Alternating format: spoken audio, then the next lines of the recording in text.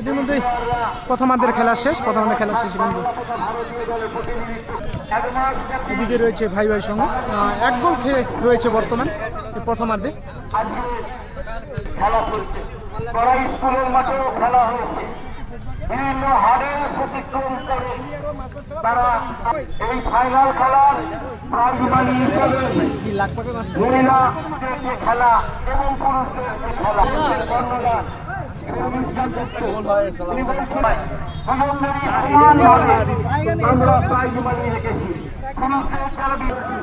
এদিকে রয়েছে রাজগঞ্জ ওয়েলফেয়ার।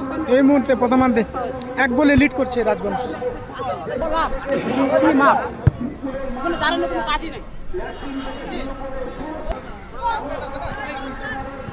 একমাত্র গোল স্কোরার রাজগঞ্জ হলের